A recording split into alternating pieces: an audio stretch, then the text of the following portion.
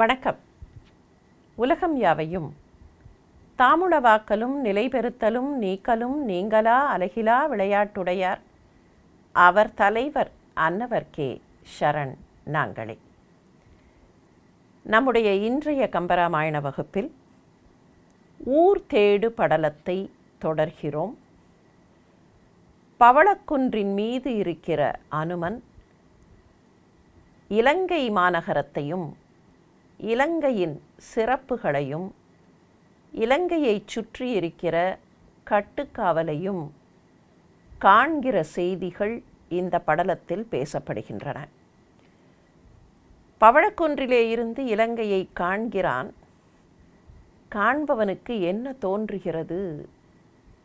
இவ்வளவு அற்புதமான மாட மாளிகைகள், தங்கம் வேய்ந்ததைப் போல இருக்கிற மாட மாளிகைகள், தெய்வத்தச்சனை புகழ்துமோ, செங்கண் வாழ் அரக்கன் மெய் ஒத்து ஆற்றிய தவத்தையே வியத்துமோ, விரிஞ்சன் ஐயப்பாடு இயலா வரத்தையே மதித்துமோ, அறியாத தொய்யல் சிந்தையேம் யாவரை எவ்வகை துதிப்பேம். தேவதச்சனாக இருக்கிற விஸ்வகர்மாவை போற்றுவேனா? ஏனென்றால் இந்த நகரத்தையெல்லாம் நிர்மாணித்து கொடுத்தது விஸ்வகர்மாதானே. இல்லை, இப்படிப்பட்ட போகத்தை, இப்படிப்பட்ட செல்வத்தை, இப்படிப்பட்ட ஐஸ்வர்யங்களை பெறுவதற்கு ராவணனுக்கு வழிவகை செய்தது அவனுடைய தவம். அவன் செய்த அந்த தவத்தை வியப்பேனா? அந்த தவத்திற்கு மெச்சி இத்தனை போகங்களையும் இத்தனை வரங்களையும் ராவணனுக்கு கொடுத்தாரே அந்த விரிஞ்சனான பிரம்மாவை வியப்பேனா? விரிஞ்சன் வரத்தையே மதித்துமோ, அல்லது அரக்கன் செய் தவத்தையே வியத்துமோ? அந்த வார்த்தையின் அழகை பார்க்க வேண்டும். இவ்வளவு பெரிய தவம் செய்தானே என்கிற போது வியப்பு. ஆனால் பிரம்மா கொடுத்த வரங்கள், அந்த வரங்களால் வியப்பை காட்டிலும் பிரம்மாவின் மீது இருக்கிற மதிப்பு. விரிஞ்சன் வரத்தையே மதித்துமோ, தெய்வத்தச்சன் இப்படியெல்லாம் செய்திருக்கிறானே, அவனுடைய தொழில் இப்படிப்பட்ட நகரங்களை நிர்மாணிப்பது. தெய்வத்தச்சன். ஆனால் இந்த நகரத்தை மற்ற நகரங்களை காட்டிலும் கூடுதல் சிறப்போடு நிர்மாணித்திருக்கிறார் என்கிற போது அவருக்கு புகழ். The fame of his profession. யாரும் செய்ய முடியாத தவத்தை ஒருவன் செய்திருக்கிறான். 10,000 ஆண்டுகள் தவம் செய்து 1000 ஆண்டுகளுக்கு ஒரு முறை ஒரு தலையை கிள்ளி போட்டு உணவை கட்டி உறக்கத்தை கட்டி ஆசாபாசங்களை எல்லாம் நிலை நிறுத்தி செய்திருக்கிறான் என்கிற போது, ஆஹா, இப்படி செய்தானே என்கிற வியப்பு. தி எக்ஸ்க்ளமேஷன். ஆனால் என்ன அழகான வரங்களை எல்லாம் பிரம்மா கொடுத்திருக்கிறார் என்கிற போது, பிரம்மாவின் மீது இருக்கிற மதிப்பின் காரணமாக அந்த வரங்களையும் மதிக்க வேண்டும் என்கிற நிலை. இதில் நான் எதை செய்வேன்? என்னுடைய உள்ளம் தவிக்கிறது. இதை எப்படி செய்வது என்று எனக்கு புரியவில்லையே. வியப்பதா, மதிப்பதா, புகழ்வதா என்கிற நிலையில் என்னுடைய உள்ளம் துவண்டு போகிறதே. யாவரை எவ்வகை துதிப்பேம் என்று எண்ணுகிற அனுமன் அந்த நகரத்தை தொடர்ந்து பார்க்கிறான். நீரும் வையமும் நெருப்பும் மேல் நிமிர் நெடும் காலும் மாறி வானமும் வழங்கல ஆகும் தம் வளர்ச்சி. ஊரின் இந்நெடும் கோபுரத்து உயர்ச்சி கண்டு உணர்ந்தால் மேரு எங்கனம் விளர்க்குமோ முழு முற்றும் வெள்கி. 5 விஷயங்களை இங்கே நினைத்து பார்க்கிறான். நீர், அந்த நீர் சூழ்ந்திருக்க நீரால் சூழப்பட்ட நிலையில் இருக்கிற வையம், நிலம், நிலத்திற்கும் நீருக்கும் மேலே இருக்கிற நெருப்பு, அதற்கும் மேலே நிமிர்ந்து பல இடத்திற்கும் பறந்து கிடக்கிற காற்று, மேல் நிமிர் நெடும் கால். மாரி வானம், மழையை பொழியக்கூடிய வானம். பஞ்சபூதங்கள் 5ஐயும் எண்ணி பார்க்கிறான். நிலம், நீர், நெருப்பு, காற்று, வானம். இந்த 5ம் பெரியன என்று சாதாரணமாக சொல்லுவார்கள் இல்லையா? பஞ்சபூதங்கள் பெரியவை, எண்ணிலடங்கா பரிமாணங்கள் கொண்ட பஞ்சபூதங்கள். அப்படிப்பட்ட பஞ்சபூதங்கள் இந்த நகரத்தை காணும்போது அவை பெரியனவா என்கிற சந்தேகமே வந்துவிடும். அவை பெரியன அல்ல என்று அவையே தமக்குள் எண்ணிக்கொள்ளும். வழங்கலாகும் தம் வளர்ச்சி, நாங்கள் பெரியவர்கள் இல்லை என்று அந்த பஞ்சபூதங்களே எண்ணி பார்க்கும். ஊரின் இந்நெடும் கோபுரத்து உயர்ச்சி கண்டு உணர்ந்தால் மேரு எங்கனம் விளர்க்குமோ முழு முற்றும் வெள்கி.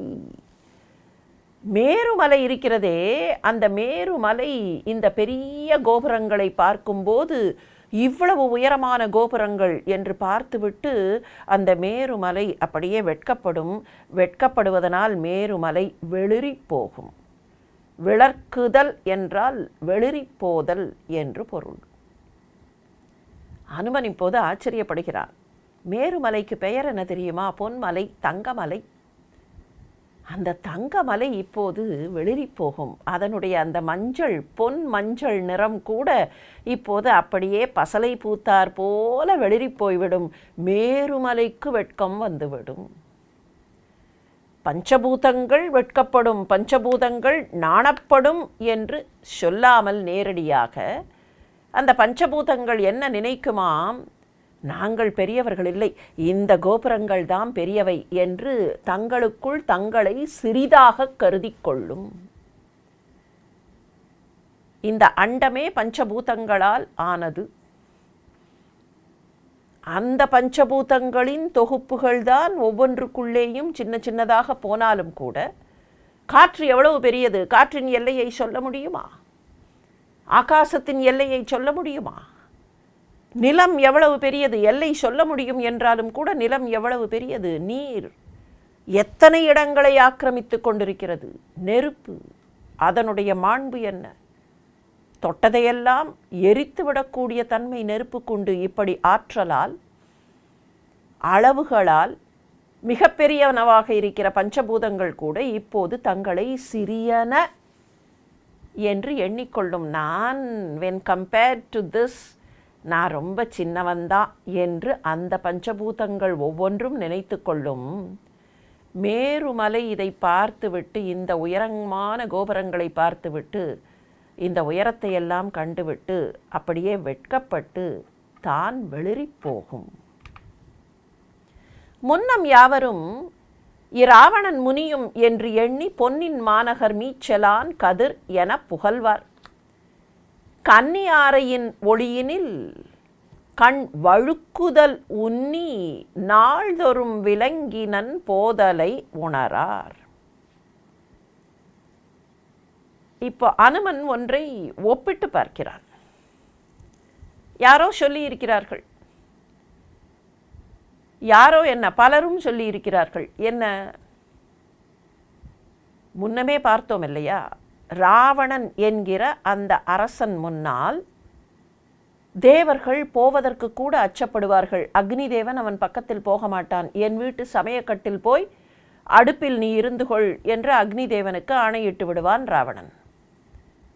காற்று அவன் முன்னால் வீசினால் என் முன்னால் வீசாதே போ என்று விரட்டுவான்.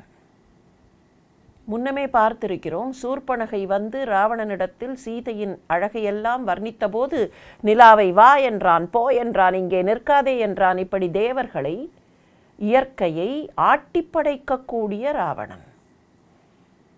இதை வைத்துக்கொண்டு நிறைய பேர் என்ன சொன்னார்கள்? ராவணனுடைய இலங்கை நகரத்தின் மீது சூரிய கதிர்கள் விழுவதில்லை, சூரியனுக்கு அதன் மீது போவதற்கு பயம். நம்முடைய ஊர் இருக்கிறது என்று வைத்துக்கொள்வோம். காரைக்குடி, மதுரை, திருச்சி, சென்னை, நம்முடைய ஊருக்கு மேலே சூரியன் போகிறான்.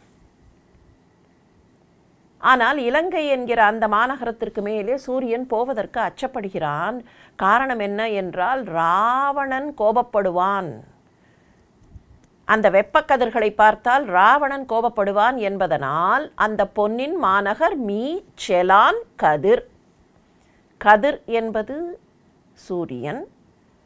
இராவணன் முனியும் ராவணன் கோபப்படுவான் என்று எண்ணி பொன்னின் மாநகர் இலங்கை என்கிற அந்த பொன் நகரத்தின் மீது கதிர் செலான், பொன்னின் மாநகர் மீ கதிர் செலான் ராவணன் முனியும் என்று எண்ணி என புகழ்வார்.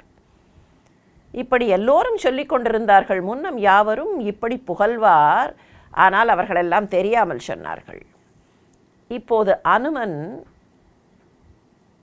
is inferring something from his observation. இது அவனுடைய இன்ஃபரன்ஸ்.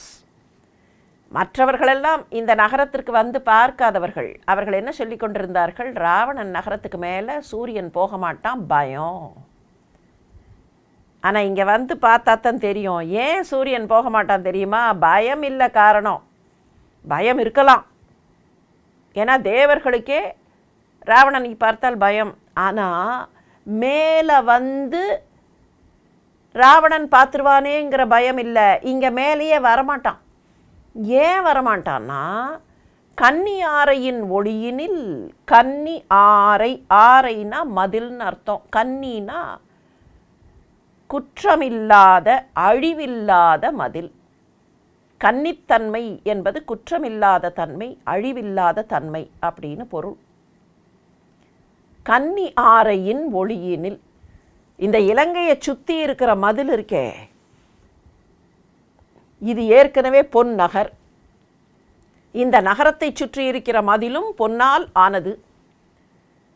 அந்த பளபளப்பு கன்னி ஆரையின் ஒளியினில் கண் வழுக்குறுதல் உன்னி. அவனுக்கு கண்ணு கூசும். யாருக்கு? சூரியனுக்கு கண்ணு கூசும். இந்த தங்க மதிலேந்து வரக்கூடிய ஜுவலிப்பு அவனுக்கு கண்ணு கூசும். கண்ணு கூசுமேங்கிற பயத்தினால இந்த பக்கம் வரவே மாட்டான். நாள்தோறும் விலங்கினன். அவன் இலங்கை பக்கம் வராமல் அப்படி அந்த பக்கமாகவே போயிட்டான். நாள்தோறும் விலங்கினன் போதலை உணரார். அவன் இங்கே வரவே இல்லை. he did not even venture coming near Lanka. Close to Lanka வந்தாதானே, அப்போ தானே ராவணன் பார்ப்பான். ராவணன் பார்த்தான்னா கோபப்படுவான். அவன் அதுக்கே வரல, அந்த ஆட்டத்துக்கே வரல. அவன் அங்கேயே கண்ணு கூசுகிறது என்று ஒதுங்கி போகிறான். அதை தெரியாதவர்கள் அவன் ராவணனுக்கு பயந்து போகிறான் என்று சொல்லுவார்கள். ராவணனுக்கு பயந்து போவது ஒரு பக்கம், பக்கத்தில் வந்தாதானே பயப்படுறது. இவன் பக்கத்திலேயே வரல. கன்னி ஆரையின் ஒளியினில் கண் வழுக்குறுதல் உன்னி விலங்கினன். இந்த கன்னி ஆரை என்கிற பிரயோகம் வெகு அற்புதமான பிரயோகம். ஓர் அறிஞர் இதை பற்றி சொல்லும்போது, கன்னி என்பவள் பிறரால் பற்றப்படாதவள், பிறரால் தொடப்படாதவள் என்று எடுத்துக்கொண்டு, கன்னி ஆரை என்கிற போது மற்றவர்கள் இந்த மதிலை தொடக்கூட முடியாது, மற்றவர்கள் இந்த மதிலை பற்றக்கூட முடியாது, யாரும் இந்த மதிலை படையெடுத்து பற்றிவிட முடியாது என்று விளக்கம் தருகிறார். சுவாரஸ்யமான விளக்கம். எனினும் அந்த கன்னி ஆரை என்கிற பிரயோகம் மிக அற்புதமான பிரயோகம். தீய செய்குனர் தேவரால் அனையவர் சேரும் வாயில் இல்லது ஓர் வரம்பு அமைக்குவன் என மதியா, காயம் என்னும் அக்கணக்கு அறு பதத்தையும் கடக்க ஏயும் நன் மதில் இட்டனன் கையிலையை எடுத்தான். அனுமன் இலங்கையை பார்க்கும்போது ராவணனுடைய செயல்கள், அவனுடைய வீரம், இவையெல்லாம் நினைவுக்கு வருகின்றன. ராவணன் எப்படிப்பட்டவன்? கையிலையை கையிலேயே எடுத்தவன். அப்படி கையிலையை கையிலே பேர்த்தெடுத்த அந்த ராவணன் தீய செய்குனர் தேவரால், இங்கே இருக்கிற அரக்கர்களுக்கு தேவர்கள் தீமை செய்வார்கள். தேவர்கள் இலங்கை மாநகரத்தில் இருக்கிற அரக்கர்களுக்கு தீமை செய்து விடுவார்கள். எனவே தேவர்கள் இங்கே வரக்கூடாது. அவர்கள் இந்த நகரத்திற்குள் நுழையாமல் இருப்பதற்கு நான் வழி செய்கிறேன் என்று பார்த்தவன், அனையவர் சேரும் வாயில் இல்லது ஓர் வரம்பு அமைக்குவன். அவர்கள் உள்ளே வர முடியாதபடி, அவர்களுக்கு வாசல் இல்லாதபடி ஒரு பெரிய மதிலை நான் கட்டிவிடுகிறேன் என்று திட்டம் போட்டு, அவர்கள் உள்ளே வர முடியாதபடிக்கு காயம் என்னும் அக்கணக்கு அறுபதத்தையும் கடக்க. காயம் என்பது இங்கே ஆகாயம். ஆகாயம் என்னும் கணக்கு அறுபதம். தேவர்கள் வந்தால் எங்கே இருந்து வர வேண்டும்? ஆகாயத்திலே இருந்து வர வேண்டும், தேவலோகத்திலே இருந்து வர வேண்டும். இவனுடைய மதில் எவ்வளவு உயரம், ஆகாயத்தையே தொட்டு கொண்டிருக்கிறது. அந்த ஆகாயத்திலே இருந்து அவர்கள் வர முடியாதபடிக்கு, அவர்கள் தேவலோகத்தின் பக்கத்தில் போக முடியாதபடிக்கு இந்த மதில் போய் ஆகாயத்தை தடுத்து விடுகிறது. அந்த வழியாக கூட அவர்கள் வர முடியாது. அவர்கள் ஆகாயத்தை தாண்டி வர வேண்டுமென்றால் அந்த ஆகாயத்தையே அப்படி தடுத்து கொண்டு அந்த மதில் எழுந்திருக்கிறது. காயம் என்னும் கணக்கு அறுபதத்தையும் கடக்க. இங்கே தேவலோகம்னு வச்சுப்போம், இங்கே அந்த மதில் இருக்குன்னா இங்கேருந்து அவர்கள் வர முடியாது. காயம் என்னும் அக்கணக்கு அறுபதத்தையும் கடக்க ஏயும் நன்மதில் இட்டானன். பொருந்தக்கூடிய வகையில் மிகப்பெரிய மதில் சுவரை அவன் அமைத்தான். கையிலையை எடுத்தவனாக இருக்கிற ராவணன் தேவர்கள் உள்ளே வந்துவிடக்கூடாது என்பதற்காக இவ்வளவு பெரிய மதிலை கட்டி வைத்திருக்கிறான். அந்த மதிலை பார்த்துவிட்டு அனுமன் பலபடியாக வியக்கிறான். இவ்வளவு பெரிய மதில், இந்த மதிலை பார்த்தால் தேவர்கள் வரக்கூடாது என்று கட்டியது போல இருக்கிறது. இந்த மதிலை பார்த்தால் மேருமலையே அப்படியே அயர்ந்து போய்விடும்.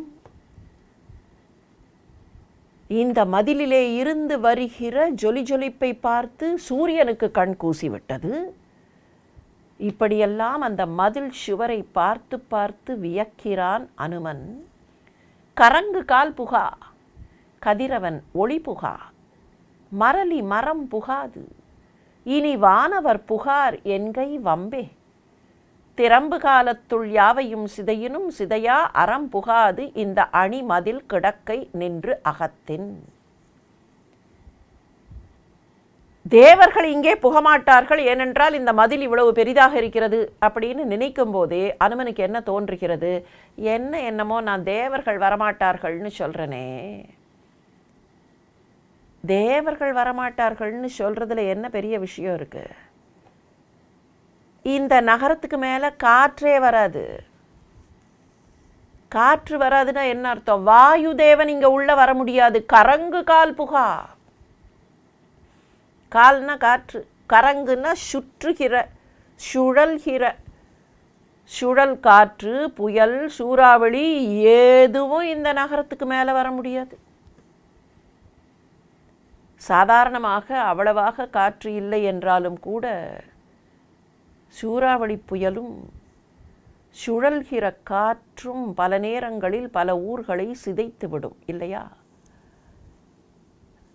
எவ்வளவுதான் சுற்றி பார்க்கட்டுமே வாயுதேவன், சுழன்று சுழன்று சுழன்று சுழன்று அடித்து பார்க்கட்டுமே, அவனால் இந்த நகரத்தின் மீது வர முடியாது. எனவே no cyclone can make a landfall over Lanka. Crossing the coast across Lankaன்னு எந்த புயலும் பண்ண முடியாது. கரங்கு கால் புகா, கதிரவன் ஒளி புகா. சூரியன் தான் தள்ளி போயிட்டானே, அவன் தான் விலங்கி போய் விடுகிறானே, அவனால் இங்கே வர முடியாது. கதிரவன் ஒளி புகா, மரளி மரம் புகாது. மரம்னா வீரம்னு ஒரு பொருள் உண்டு. அந்த வீரத்தோடு கூட சேர்த்து கொலைத்தன்மை, கோபம், போர் வலிமை, இப்படியெல்லாமும் பொருள்கள் உண்டு. ஏனென்றால் அந்த வீரம் என்பது இருந்தால்தான் போரில் வலிமை வரும், அப்போதுதான் போரில் கொலைத்தன்மை வரும். இப்படிப்பட்ட வீரம், வேண்டியவர் வேண்டப்படாதவர் என்று பேதம் பார்க்காமல் யாரை எப்போது அழிக்க வேண்டுமோ அப்போது அழித்துத்தான் தீர வேண்டும் என்று நடுநிலையில் செயல்படுகிற யமன். அந்த யமனுக்கு மரலி என்றே பெயர் உண்டு. மரம் கொண்டவன் என்பதனால் அவன் மரலி. மரலி மரம் புகாது. யமன் கூட இங்கே உள்ள வரமாட்டான். எல்லோரையும் அழிக்கக்கூடிய தொழில் கொண்ட யமன் கூட இங்கே உள்ளே வரமாட்டான். கரங்கு கால் புகா, கதிரவன் ஒளி புகா, மரலி மரம் புகாது. இப்படி இருக்கும்போது தேவர்கள் உள்ள வரமாட்டார்கள்னு சொல்றதுல என்ன பெரிய விஷயம் இருக்கு? இனி வானவர் புகார் என்கை வம்பே. இதுல என்ன, இது என்ன பெரிய விஷயம்? இவர்களே வர முடியாதுன்னா அப்ப வானவர்கள் வர முடியாதுங்கிறது என்ன இருக்கு? அப்படி கூறுவது வீண்தானே. இந்த இடத்துல வம்பு என்பது வீண் என்கிற பொருளை தரும். வானவர் புகார் என்கை வம்பே. வானவர்கள் வரமாட்டார்கள்னு சொல்றது இஸ் ரிடண்டன்ட், இஸ் வேஸ்ட்ஃபுல். திறம்பு காலத்துள் யாவையும் சிதையினும் சிதையா அறம் புகாது இந்த அணி மதில் கிடக்கை நின்று அகத்தின். இப்ப அடுத்த எண்ணம் வருகிறது அனுமனுக்கு. திறம்பு காலத்துள் எல்லாம் திரம்பி போகக்கூடிய ஊழிக்காலம். திறம்புதல்னா சிதைதல், அழிதல், மாறிப்போதல், மாறுபட்டு அழிதல். திறம்புதல் மாறுதல்னு அர்த்தம். உயிர் வாழ்வது, உயிரோடு இருப்பது மாறுகிறதுன்னா என்ன அர்த்தம்? உயிர் இல்லாமல் போகிறது. ஆக எல்லாம் மாறுபட்டு அழியக்கூடிய ஊழிப்பிரளயம். அந்த ஊழிப்பிரளய காலத்துள் யாவையும் சிதையினும், எல்லாம் செதஞ்சு போனா கூட ஊழிக்காலத்தில் எல்லாம் சிதைந்து போனால் கூட சிதையாத ஒன்று உண்டு. அதற்கு தருமம் என்று பெயர். அந்த தருமம் இங்கே உள்ளே நுழையாது. சிதையா அறம் புகாது. திறம்பு காலத்துள் யாவையும் சிதையினும் சிதையா அறம் புகாது இந்த அணி மதில் கிடக்கை நின்று அகத்தின். எப்படி நினைத்து பார்க்கிறான் பாருங்கள். இங்கே எல்லாம் இருக்கு, இங்கே எல்லாம் இருக்கு, ஆனா தர்மம் இல்லை. இங்கே சில விஷயங்கள் நுழைய முடியாது, தர்மமும் இங்கே நுழையாது. மற்றவையெல்லாம் நுழைய முடியாது, ஆனால் தர்மம் இங்கே நுழையாது. ஏனென்றால் இவற்றையெல்லாம் நுழைய விடாமல் செய்திருக்கிற ராவணன் இருக்கிற இடத்திற்கு தர்மம் வராது.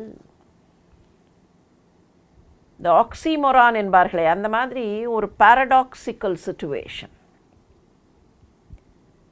இயற்கையாக வரவேண்டிய விஷயங்களை வரவிடாமல் ஒருவன் தடுத்திருந்தால் அவன் இருக்கிற இடத்திற்கு தர்மம் வராது. இது ராவணனுக்கு மாத்திரம் அல்ல, காலத்திற்கு காலம் இத்தகைய செயல்பாடு எதை செய்யும் என்பதை மனித வரலாறு பார்த்து கொண்டேதான் இருக்கிறது. இயற்கையை ஆட்டி படைத்து விட்டேன் என்று ஆணவப்பட்டவன் ராவணன். ஒருவன் இயற்கையை சிதைப்பான் என்றால் அவனிடத்தில் தருமம் செல்லாது என்பதைத்தான் இந்த பாடலில் கவிச்சக்கரவர்த்தி கூறுகிறாரோ என்று நினைக்க தோன்றுகிறது. கரங்கு கால் புகா, கதிரவன் ஒளி புகா, மரலி மரம் புகாது இனி வானவர் புகார் என்கை வம்பே. தேவலோகத்துக்காரர்கள் வரமாட்டார்கள், போகட்டும், அவர்கள் வரவில்லை என்றால் கூட பிரச்சனை இல்லை. ஆனால் திறம்பு காலத்துள் யாவையும் சிதையினும் சிதையாத அறம் இங்கே புகாது. மதில் கட்டி வைத்திருக்கிறான். இந்த மதிலை கட்டினால் தேவர்கள் வரமாட்டார்கள் என்று நினைத்தான். இந்த மதிலை கட்டினால் சூரியன் அச்சப்படுவான், இந்த மதிலை கட்டினால் வாயுதேவன் அச்சப்படுவான். ஆனால் இந்த மதிலை கட்டினால் நான் விலகியே இருந்து விடுகிறேன் என்று தர்மதேவதை விலகி நின்று விடுவாளே, அதை அந்த ராவணன் நினைத்தானா? கரங்கு கால் புகா, சுழலுகிற காற்று கூட உள்ளே நுழையாது. நினைப்பவன் யார் தெரியுமா? அந்த காற்று தேவனுடைய மைந்தன். எங்க அப்பா எவ்வளவுதான் சுழன்று சுழன்று அடிச்சாலும் இங்கே உள்ள வர முடியாது, அதை பற்றி அவன் கவலைப்படலை. வாயுதேவன் உள்ளே வர முடியாது என்று முத்தாய்ப்பு வைத்திருப்பான் அனுமன் என்றால் வாயுதேவனை பற்றி கவலைப்படுகிறான், தன்னுடைய தந்தையை பற்றி கவலைப்படுகிறான் என்று எடுத்துக்கொள்ளலாம். ஆனால் வாயுதேவன் வர முடியாது, இங்கே தர்மம் வராது என்று நினைக்கும் போதுதான் தன்னுடைய சுய பந்த பாசங்கள், தன்னுடைய சுய கட்டுக்களை தாண்டி இந்த நகருக்குள் தர்மம் வரமாட்டாளே என்று அனுமன் நினைக்கிறான் என்பதை புரிந்து கொள்ள முடியும். கொண்டவான் திரை குறை கடல் இடையதாய் குடுமி எண்தவா விசும்பு எட்ட நின்று இமைக்கின்ற எழிலால் பண்டு அரா அணை பள்ளியான் உந்தியில் பயந்த அண்டமேயும் ஒத்து இருந்தது இவ் அணி நகர் அமைதி. தருமம் புகாது என்று எண்ணுகிற அனுமனுக்கு அந்த நகரத்தினுடைய அழகும் வனப்பும் கண்களில் தென்படுகின்றன. பார்த்தா எப்படி இருக்கு தெரியுமா? பார்வைக்கு, for appearance, all that glitters is not gold என்பார்கள். இங்கே there is a glittering city. ஆனால் அது உண்மையில் கோல்டு தானா? எவ்வளவு அழகான ஒரு கம்பேரிசனை கவிச்சக்கரவர்த்தி கொண்டு வருகிறார். கொண்டவான் திரை குறை கடல் இடையாதாய், பெருசா இருக்கிற அலைகள் நிறைந்த திரை அலைகள், அதே சமயத்தில் குறை, குறைனா சத்தமிடுதல், ஒலித்தல், குறைத்தல்னா ஒலித்தல், அலைகளால் ஆர்ப்பாட்டம் செய்கிற கொண்டவான் திரை குறை கடல். மேகங்கள் வந்து படிகின்றன. வானத்தின் மேகங்கள் அப்படி வந்து அந்த கடல் மேல படியும்படியாக, நீங்கள் நல்லா கண்ணு கட்டின தூரம் வரைக்கும் கடல் அப்படின்னு பார்த்தோம்னா அப்போ தெரியும் அந்த மேகங்கள் வந்து அப்படி படியும். அதுதான் கொண்டவான். வான் வந்து, வானிலே இருக்கிற மேகங்கள் வந்து படியக்கூடிய நிலையில் இருக்கிற மிகப்பெரிய அலைகள் சூழ்ந்த ஆர்ப்பாட்டம் ஆரவாரம் செய்கிற கடல். அந்த கடலுக்கு நடுவில் கடல் இடையாதாய், அந்த கடலுக்கு நடுவில்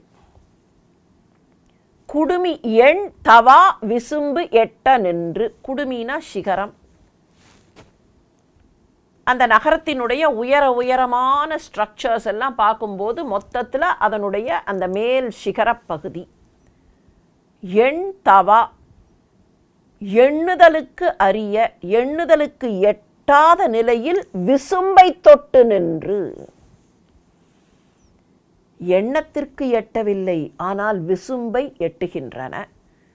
குடுமி எண் தவா விசும்பு எட்ட நின்று இமைக்கின்ற எழிலால். அப்படி பார்க்கும்போது அது பளபளக்கிற, இமைக்கிற அப்படிங்கிறது ஜொலிக்கிறன்னு வச்சுக்கலாம்.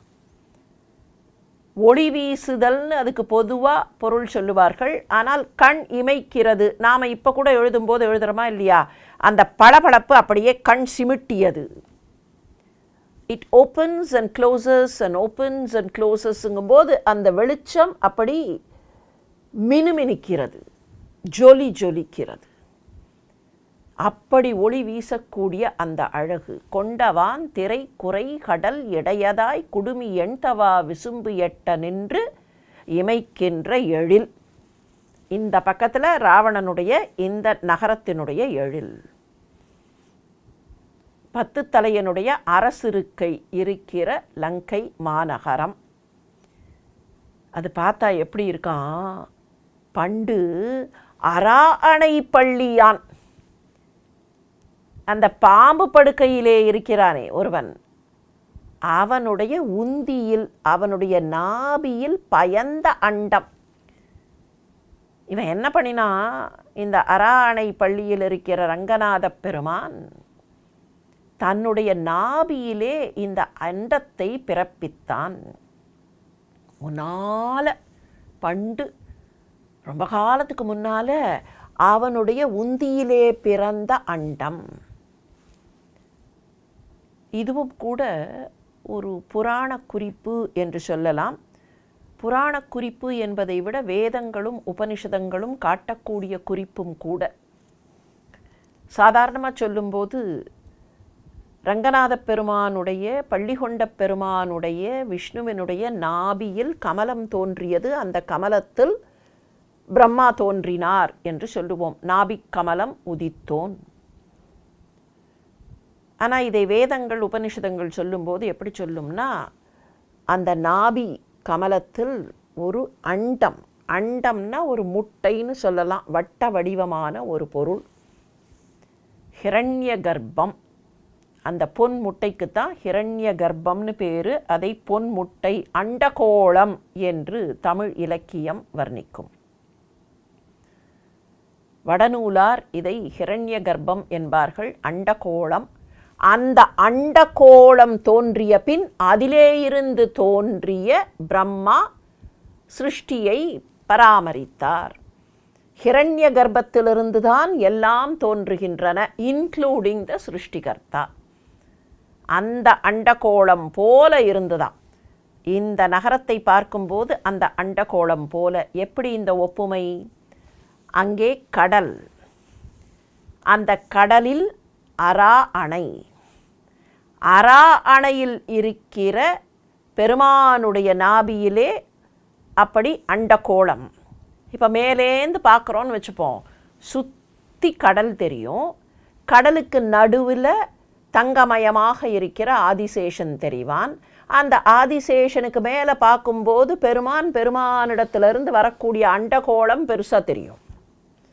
அந்த அண்டகோளத்தினுடைய பெருமை மற்ற எல்லாவற்றையும் நமக்கு சிறிதாக்கிவிட்டு சுற்றிலும் இருக்கக்கூடிய கடல் தெரியும். அதுபோல இங்கே சுற்றிலும் கடல் இருக்க, நடுவில் அந்த அண்டகோளம் போல 10 தலையினுடைய இலங்கை மாநகரம். கொண்டவான் திரை குறை கடல் இடையதாய் குடுமி எண்தவா விசும்பு எட்ட நின்று இமைக்கின்ற எழில். இந்த நகரத்தினுடைய பெருசா வானம் வரைக்கும் இருக்கக்கூடிய அண்டம்ங்கிறது பெருசு தானே.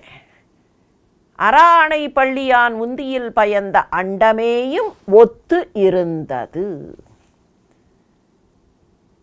அண்டம் அளவுக்கா பெருமான் படைத்திருக்கிற அண்டத்தினுடைய அழகுக்கு நிகராக 10 தலையனுடைய நகரம் இருந்ததா என்று கேட்டால்,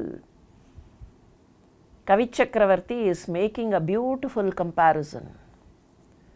சாதாரணமாக தேர்வுகளில் இந்த கம்பேர் அப்படின்னு சொல்லும்போது இன்னொரு வார்த்தையை கூடுதலாக சேர்ப்பார்கள், கம்பேர் அண்ட் கான்ட்ராஸ்ட் என்பார்கள். பல இடங்களில் ஒத்துப்போகலாம், சில இடங்களில் வேறுபட்டு நிற்கலாம். அதனால் draw a comparison and also contrast. இப்போ கவிச்சக்கரவர்த்தி என்ன பண்ணுறாருனா, கம்பேர் பண்ணுவது போல கான்ட்ராஸ்டை காட்டுகிறார். கம்பேர் பண்ணால் தானே கான்ட்ராஸ்டே தெரியும். கம்பேர் பண்ணலைன்னா தெரியாது இல்லையா? ஒன்று உயரமாக இருக்கிறது, இன்னொன்று குட்டையாக இருக்கிறதுனா ரெண்டையும் பக்கத்தில் பக்கத்தில் வச்சு கம்பேர் பண்ணால் தான் உயரம் குட்டை தெரியும். பக்கத்தில் பக்கத்தில் வைக்கல, தள்ளி தள்ளி இருந்ததுன்னா எது உயரம் எது குட்டைன்னு தெரியாது. அதனால் ஒரு கம்பேரிசன் மாதிரி கொண்டு வந்து ஒரு பெரிய கான்ட்ராஸ்டை காட்டுகிறார். பார்வைக்கு இது பொன்னகரமாக தெரிகிறது, பார்வைக்கு பொன்னகரமாக தெரிகிறது. ஆனால் இறைவன் படைத்திருக்கிற அண்டத்தினுடைய முறையும் நெறியும் தருமமும் இங்கே இல்லை. தருமம்னா என்ன? நிறைய டெஃபினிஷன் சொல்லலாம் தர்மத்துக்கு. வேதங்கள் காட்டுகிற ஒரு அற்புதமான டெஃபினிஷன். தர்மம் அப்படிங்கிறத வேத காலத்தில் ரித்தம் என்பதாக குறிப்பார்கள். ரித்தம், ரித்தம்ங்கிறதுலேருந்து வந்தது தான் ரித்தும், ரித்தம்ங்கிறதுலேருந்து வந்தது தான் ருத்து, ரித்த. ஆர்டர்லினஸ் அப்படின்னு பேர். Sometimes this orderliness is equated to godliness. எதுவும் ஒரு முறையாக, ரித்துனா சீசன், முறைப்படி அந்த ரித்துக்கள் அடுத்தடுத்து அடுத்தடுத்து இது வரும். ரொம்ப வெப்பம் இருந்ததுன்னா அடுத்தது மழை வரும். கிரீஷ்ம காலத்திற்கு பின்னர் கார்காலம். அப்போ தெர் இஸ் சம் ஆர்டர்லினஸ். அந்த ஆர்டர்லினஸுக்கு தான் ரிதம்னே பேர். தர்மம் என்பதும் ஒரு ஆர்டர்லினஸ். அந்த ஆர்டர்லினஸ் இருக்கக்கூடிய அண்டம் இறைவன் படைத்த அண்டம். ஆனால் இந்த 10 தலையன் அதை போல எப்படி ஹிரண்ய கர்ப்பம் தங்கமயமானதோ அப்படி தானும் தங்கமயமாக இந்த நகரத்தை வைக்கலாம் என்று எண்ணி இருக்கிறான். தங்கமயமாக பளபளக்கிறதே தவிர, அவுட்டர் ஷெல் பளபளான்னு இருக்கே தவிர உள்ளீடு இதில் ஒன்றும் இல்லை. அதைத்தான் முன்னால பாட்டிலேயே ஊழிக்காலத்தில் எல்லாம் சிதைந்தாலும் தான் சிதையாமல் இருக்கிற தர்மம் இந்த நகரத்திற்குள் நுழையாது. இந்த நகரத்துக்குள்ள தர்மம் இல்லைன்னா இதனுடைய உள்ளீடு வெற்று hollow. External appearances may not concur with the internal content. வெளியில் பார்க்கறதுக்கு பளபளப்பு, ஆனால் உள்ளுக்குள்ள இந்த சிந்தனையோடு இலங்கையை மேலும் பார்க்கிறான். அந்த நகரம் எப்படியெல்லாம் இருக்கிறது. வெளியிலே இருந்து பார்க்கும்போது நகரம் தெரிகிறது. நகரம் மாத்திரம் அல்ல, அந்த நகரத்திலே இருப்பவர்களும் இப்போது தெரிய ஆரம்பிக்கிறார்கள். பாடுவார் பலர் எண்ணின் மற்ற அவரினும் பலரால் ஆடுவார்கள். மற்ற அவரினும் பலர் உளர் அமைதி கூடு வாரிடை இன்னியம் கொட்டுவார். முட்டியில் வீடு காண்குறும் தேவரால் விழு நடம் காண்பார். பாடுவார் பலர் எண்ணின், நிறைய பேர் பாடுகிறார்கள். பலர் அங்கே பாடிக்கொண்டிருக்கிறார்கள். பல பெண்கள் அற்புதமாக பாடிக்கொண்டிருக்கிறார்கள். பாடுவார் பலர்.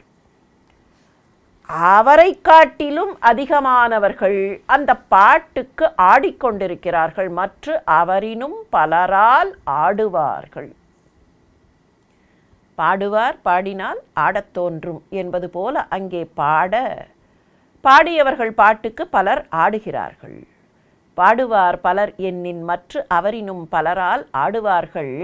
மற்ற அவரினும் பலர் உளர், அவர்களை காட்டிலும் இன்னும் நிறைய பேர். அவர்கள் என்ன செய்கிறார்கள்? வாரிடை இன்னியம், வார்களால் கட்டப்பட்ட மேளங்கள், முரசுகள். இன்னியம் என்பது இனிய நாதத்தை தருகிற மேளங்கள்.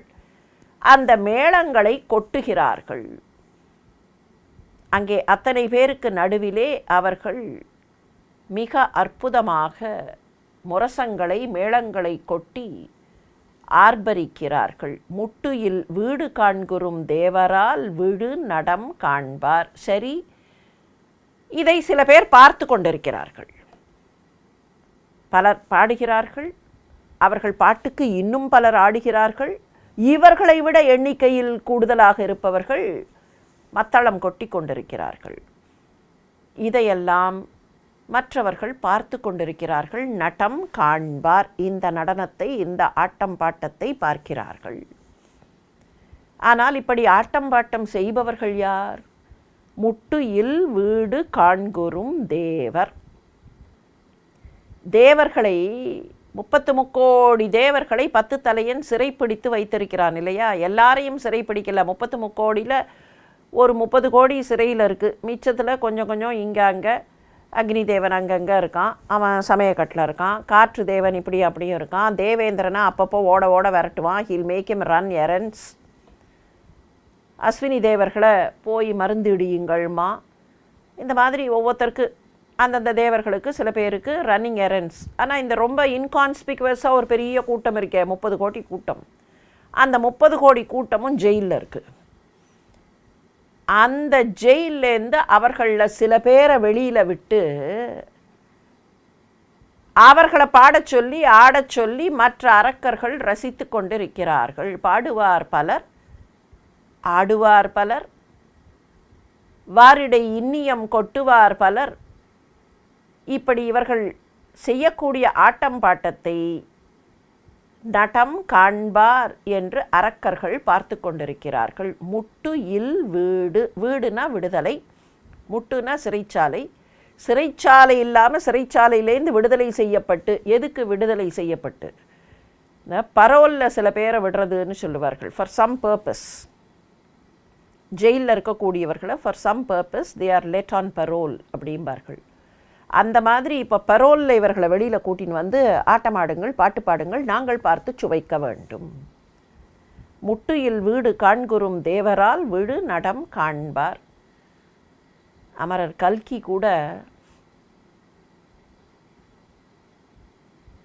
பல்லவ மன்னர்களுக்கும் புலகேசிக்கும் போர் நடந்தபோது அந்த போரிலே புலகேசியால் சில பேர் சிறைபிடிக்கப்பட்டு சென்றார்கள். அப்படி சிறைபிடிக்கப்பட்டவர்கள் நடுவீதியிலே இசையிலேயும் நடனத்திலேயும் மற்றவர்களை மகிழ்ச்சிக்கு உள்ளாக்க வேண்டியிருந்தது என்று எழுதுவார். நினைவிருக்கிறதா?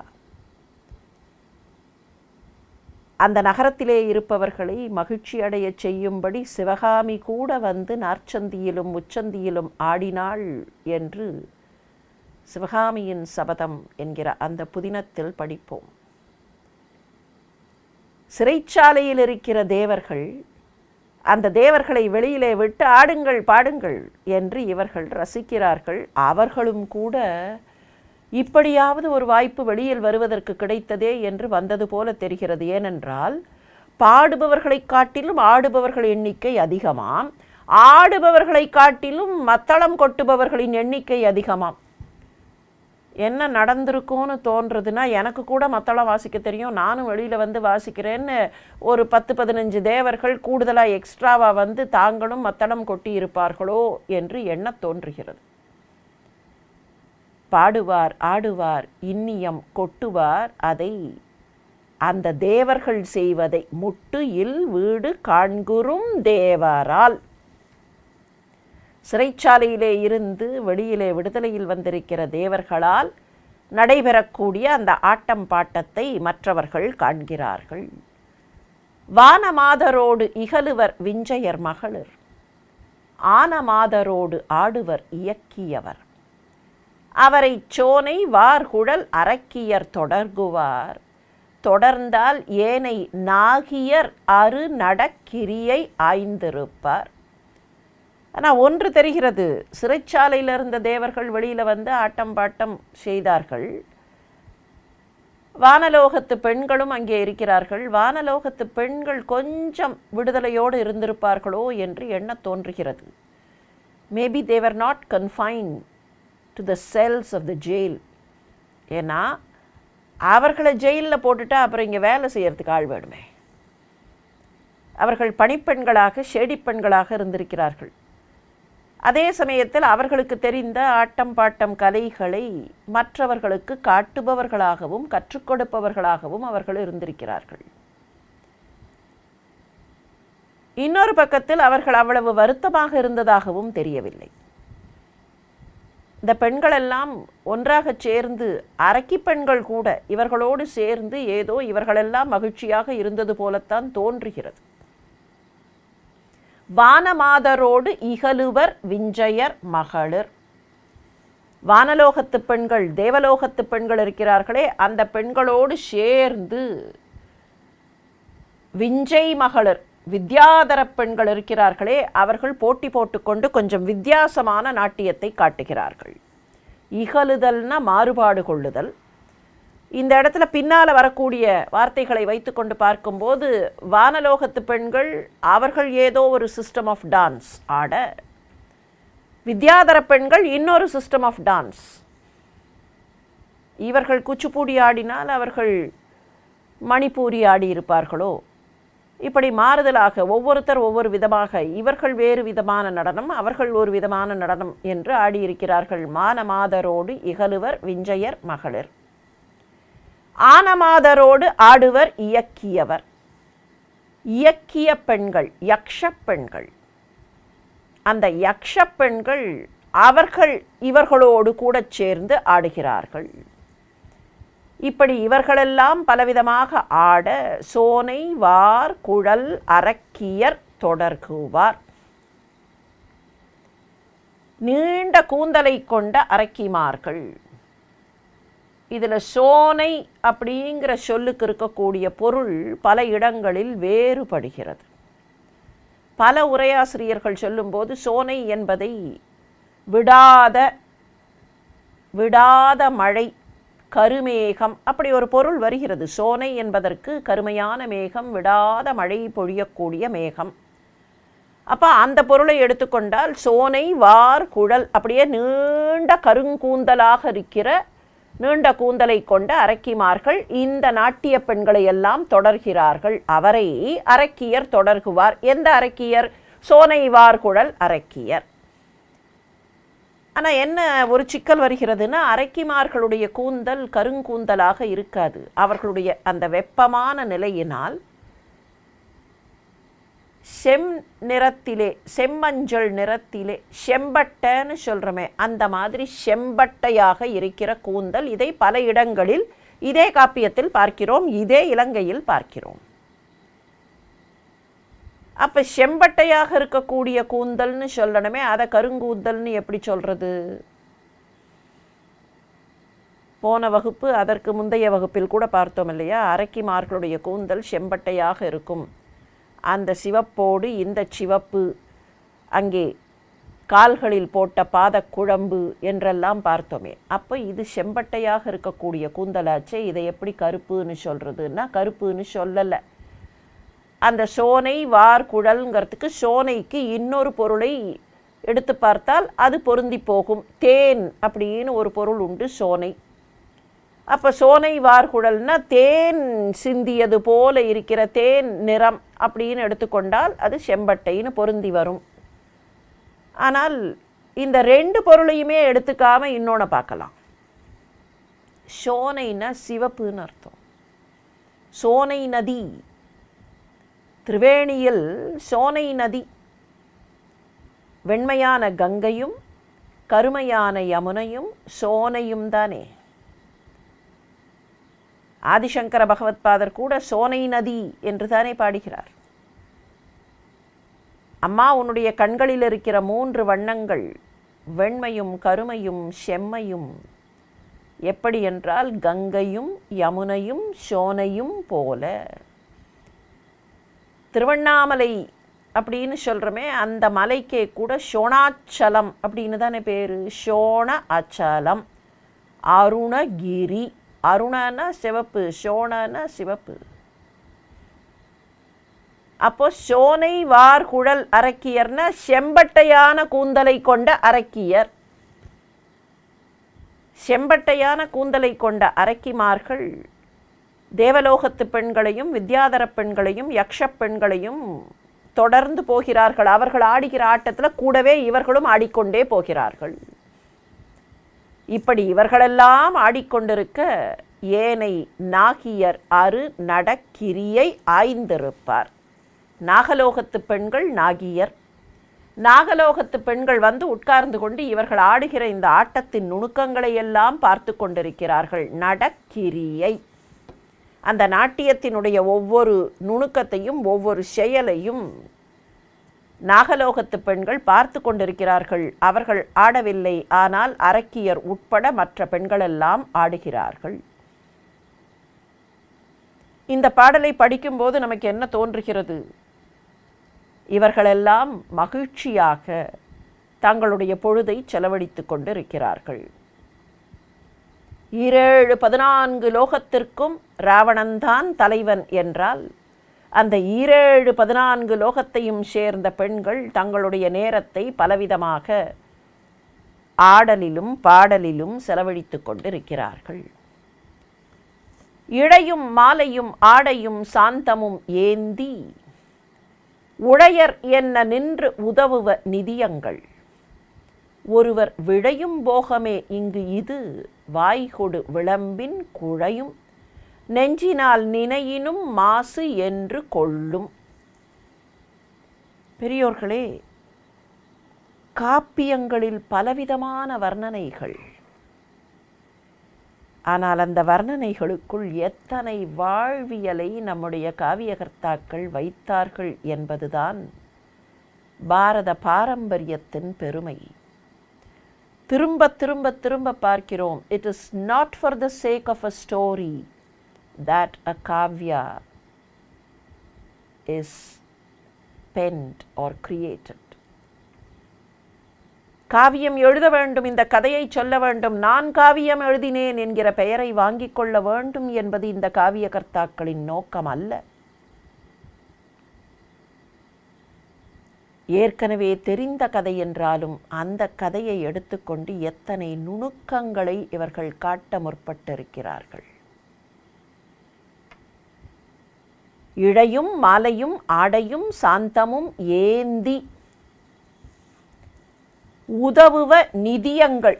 நிதியங்கள்னா நவநிதியங்கள் அப்படின்னு சொல்கிறோமா இல்லையா? அந்த நவநிதியங்கள், நவநிதியங்கள் என்ன பண்ணுமா, கையில் நவநிதியங்களையே பெர்சானிஃபை பண்ணி ஆட்களை போல் நிற்க வச்சா அந்த நவநிதியங்கள் கையில் இழைனா அணிகலன் ஆபரணம், மாலை பலவிதமான மாலைகள், முத்து மாலைகளாக இருக்கலாம், பூ மாலைகளாக இருக்கலாம், பவழ மாலைகளாக இருக்கலாம், ஆடை துணிகள் வஸ்திரங்கள், கூடவே சாந்தம் சந்தனம் வாசனாதி திரவியங்கள். சந்தனம்னு சொல்லும்போது உபலக்ஷணத்தில் மற்ற வாசனாதி திரவியங்கள் என்றும் சொல்லலாம். ஆடை அணிகலன்களை ஏந்தி கொண்டு, ஆடை அணிகலன்கள் அண்ட் ஆல் தி ஆக்சசரிஸ், மொத்தமாக சொன்னால் வேரியஸ் ஆக்சசரிஸ். இந்த ஆக்சசரிஸ் எல்லாம் கையில் ஏந்தி கொண்டு அப்படியே நின்று உழையர் என்ன நின்று, உழையர்னா பணி செய்யக்கூடியவர்கள், ஏவலாளர்கள், உதவி செய்யக்கூடியவர்கள், பணியாளர்கள், சர்வன்ட்ஸ். கையில் எல்லாவற்றையும் ஏந்தி கொண்டு நவநிதியங்கள் நிற்கும். யாருக்கு? அரக்கர்களுக்கு உதவுவதற்காக. நவநிதியங்கள் கிட்டத்தான் எல்லா ரிசோர்ஸும் இருக்குது. எல்லா ரிசோர்ஸையும் கையில் எடுத்துக்கொண்டு இந்த நவநிதியங்கள் வந்து இந்தாருங்கள் என்று உதவி செய்யக்கூடிய பணியாளர்களாக நிற்கிறார்கள். சங்கம் பத்மம் மகாபத்மம் மகரம் கங்கம் முகுந்தம் நீலம் இவைதாம் நவநிதியங்கள். இந்த நவநிதியங்களில் இன்னும் 2 உண்டு. குந்தம் என்று ஒன்று உண்டு. அந்த குந்தத்தோடு சேர்ந்து உபகுந்தம் என்றும் ஒன்று உண்டு. சங்கம் பத்மம் மகாபத்மம் மகரம் கங்கம் முகுந்தம் நீலம் குந்தம் உபகுந்தம்.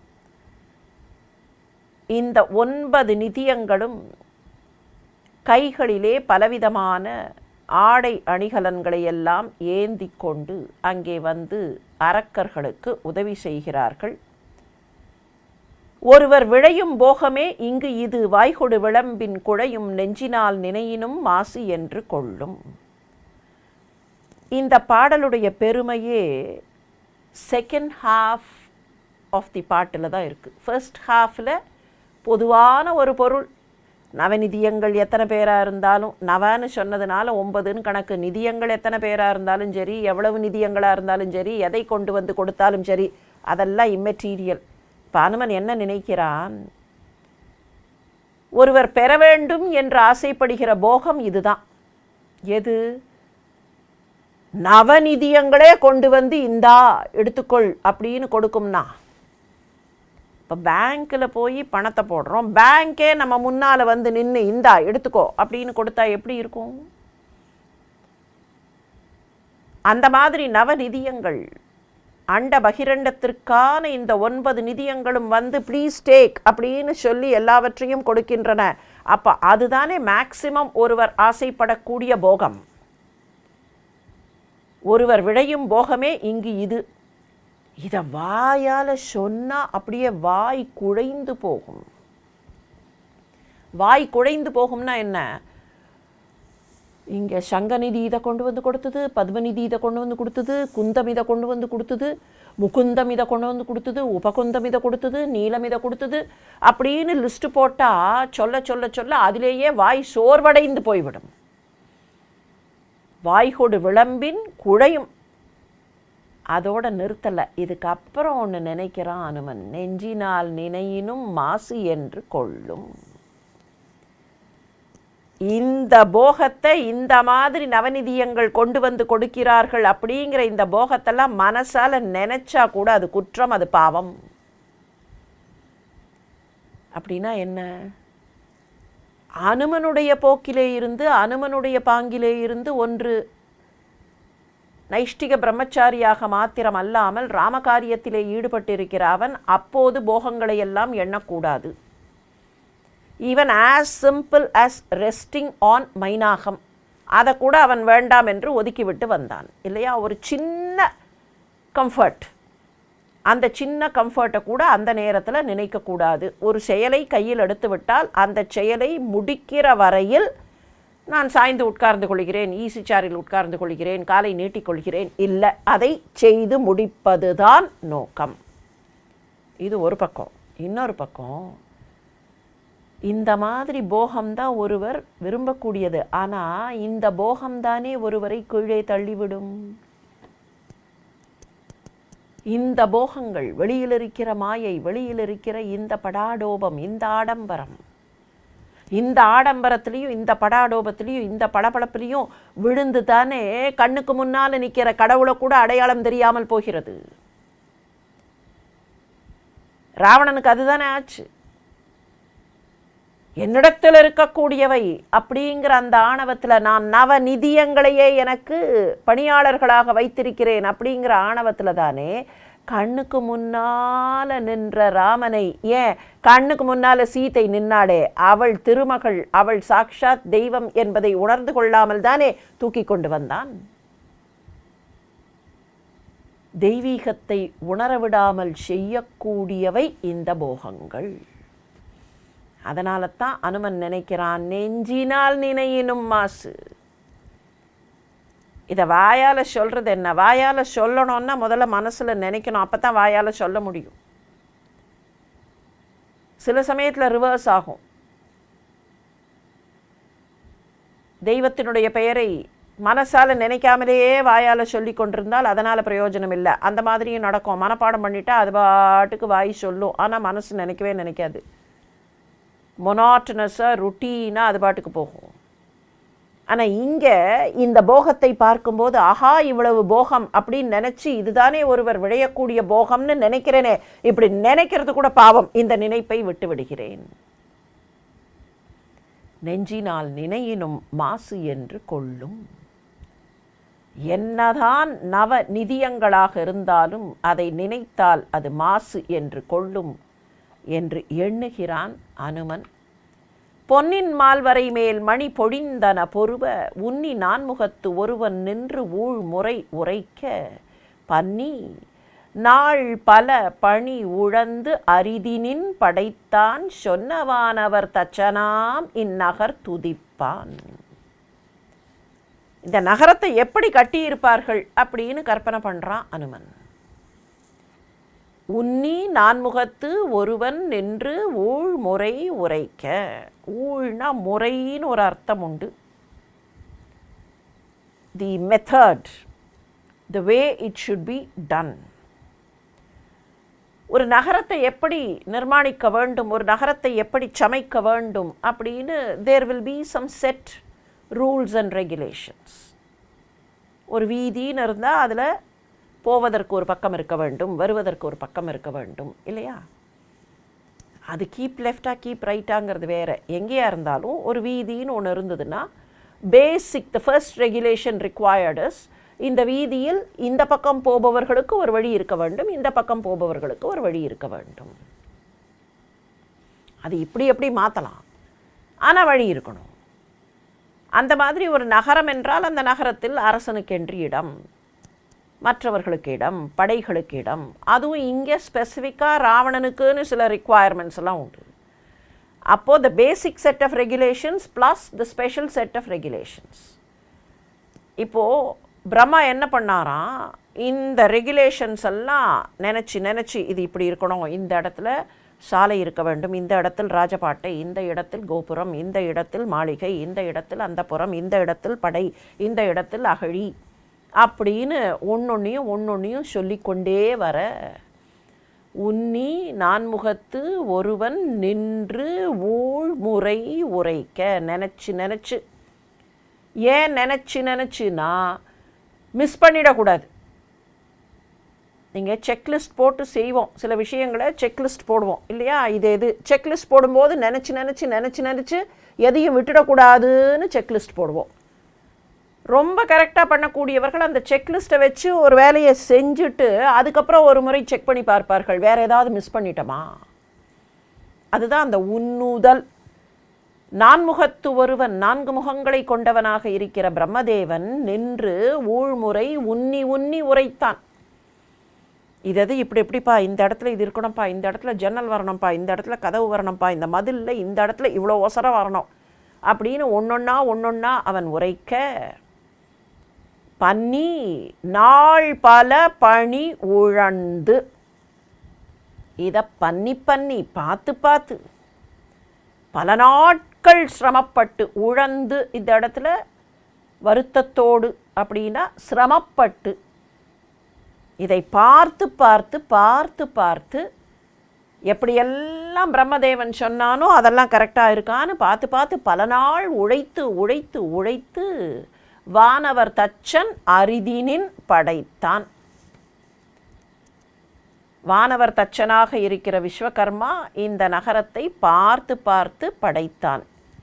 இது எப்படி இருக்குது இந்த நகரம்னா, பொன்னின் மால்வரை மேல் மணி பொழிந்தன பொருவ.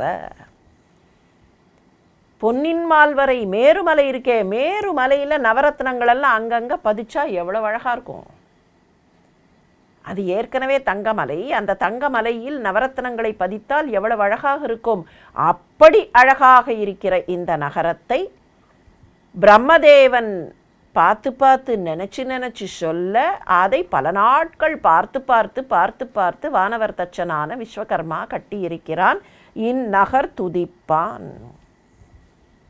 இந்த நகரத்தை எல்லோரும் துதிக்கும்படியாக, எல்லோரும் பாராட்டும்படியாக, இந்த நகரத்தை எல்லோரும் பாராட்டும்படியாக அருமையானதாக வானவர் தச்சனான விஸ்வகர்மா இங்கே படைத்திருக்கிறான். மகரவீணையின் மந்தர கீதத்தின் மறைந்த சகர வேலையின் கலி, திசைமுகம் தடவும் சிகர மாளிகை தலம்தொறும் தெரிவயர் தீற்றும் அகரு தூமத்தின் அழுந்தின முகிர்குலம் அனைத்தும். அங்கே எப்படி இருக்குன்னா, இது தீவை சுற்றி கடல், மேலே மேகங்கள். இப்போ கடல் சத்தம் இங்கே கேட்கல. தீவில் ஒரு நகரம் இருந்தால் அந்த நகரத்தில் கடல் சத்தம் கேட்கணும். ஆனால் ஏன் இங்கே கேட்கலன்னா, மகர வீணையின் மந்தர கீதத்தின் மறைந்த இந்த நகரத்திலே வீணை இசை அவ்வளவு கேட்டுக்கொண்டிருக்கிறது. மகரமீன் வடிவத்திலே வீணை, அந்த வீணையிலே இருந்து எழுகிற நாதம். வீணை நடுவில் அந்த தண்டு இருக்கும், இந்த பக்கம் ஒரு பெரிய குடம் இருக்கும், நாதம் வரக்கூடிய குடம். அந்த குடத்தை வலது பக்கத்தில் வைத்து கொள்வார்கள். இடது பக்கத்தில் சப்போர்ட்டுக்காக இருக்கிற ஒரு சின்ன குடம். இதுதான் அந்த வீணை. அந்த வீணை பார்த்தா தெரியும். அந்த வீணையில் பலவிதமான உருவங்களை கூட அமைப்பார்கள். மகர மீன்களுடைய வடிவத்திலே இருக்கிற வீணை, நீளமாக இருக்கிற அந்த குடம்ங்கிறது அந்த மகர மீனுடைய தலைப்பகுதி மாதிரி அமைத்திருக்கும். மகர வீணையினே பேர் அதுக்கு. அந்த மகர வீணையின் மந்தர கீதம், மகர வீணையின் மென்மையான கீதம். மந்தரம் அப்படிங்கிறதுக்கு மென்மை அப்படின்னு பொருள். மென்மை, அதே சமயத்தில் கம்பீரம். வெறும் மென்மை மாத்திரம் அல்ல, மென்மையோடு கம்பீரமும் நிறைந்த அந்த கீதம். வீணையினுடைய நாதம் என்பது மென்மையாக இருக்கும், கம்பீரமாக இருக்கும், ஆர்ப்பாட்டமாக இருக்காது, அக்ரெசிவாக இருக்காது. அந்த மென்மையான ஆனால் கம்பீரமான அந்த நாதத்தில் சகரவேலையின் கலி மறைந்து விட்டது. சாகரம், அதுதான் சகரவேலை. வேலைனாலே கடல். சாகரம், ஏன் அந்த பேர் வந்தது? சகரன் வெட்டியதால் சாகரம். சகரவேலையின் கலி இந்த ஊரிலே இருந்து வருகிற வீணைநாதத்தில் மறைந்து விட்டது. ராவணனுடைய கொடியே வீணை கொடி. அந்த பகுதியைச் சேர்ந்தவர்கள் மிக அற்புதமாக வீணை இசைத்தார்கள் என்பதாக வரலாறு தெரிவிக்கிறது. அப்படி தன்னுடைய நகரத்தில் தன்னுடைய கொடியினுடைய அடையாளமாக இருக்கிற வீணை, அந்த வீணையின் நாதம் எல்லா இடத்திலேயும் கேட்கும்படியாக ராவணன் அமைத்திருந்தான். அப்படின்னா என்ன, அங்கே இருக்கக்கூடியவர்கள் பலர் வீணை இசைத்து கொண்டிருந்தார்கள். அந்த வீணை நாதத்தில் கடலுடைய சத்தம் கேட்கவில்லை. திசைமுகம் தடவும் சிகர மாளிகை தலம்தொறும் தெரிவையர் தீற்றும் அகருதூமத்தின் அழுந்தின முகிர்குலம் அனைத்தும். சரி, கீழே இருக்கிற கடல் சத்தம் கேட்கல, மேலே நிறைய மேகங்கள் போயிருக்கணுமே, அந்த மேகங்கள்லாம் என்ன ஆச்சுன்னா பல திசைகளுக்கும் பரவியது போல இருக்கிற மிக உயர்ந்த மாளிகைகள், திசை முகம் தடவும் சிகர மாளிகைகள். அந்த மாளிகைகள் எவ்வளவு உயரமான மாளிகைகள்னா திக்குகளின் எல்லைகளை தொடக்கூடிய அளவுக்கு நீண்டு பறந்து விரிந்திருக்கிற, திசை முகம் தடவும், திக்குகளின் எல்லை வரைக்கும் போகக்கூடியனவாக பறந்து விரிந்திருக்கிற உயரமான அந்த மாளிகைகளில் பெண்கள் இருக்கிறார்கள், தெரிவையர். அந்த பெண்கள் வாசனாதி திரவியங்களை அவர்கள் தங்கள் மீது இட்டு கொண்டிருக்கிறார்கள்.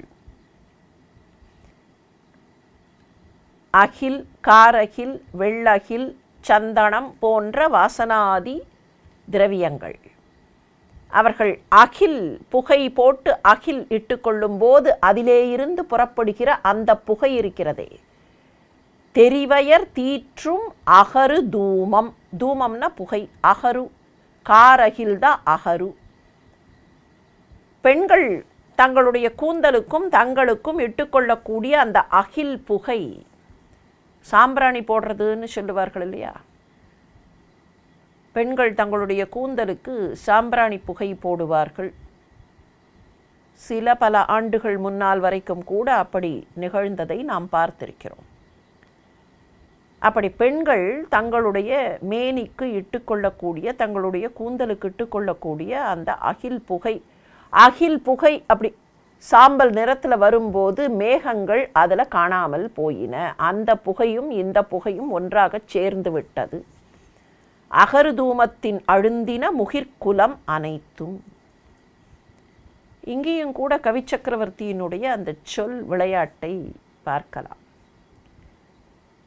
மிக உயர்ந்த மாளிகைகள், அந்த மாளிகைகளில் உப்பரிகை மேலே மேல் மாடத்தில் நின்று அந்த பெண் அப்படி அகில் புகை போடும்போது அந்த தூம புகையும் முகில் கூட்டமும் ஒன்றாக கலந்து மறைந்து விட்டது. எது தூம புகைன்னு தெரியல, எது மேகம்னு தெரியல.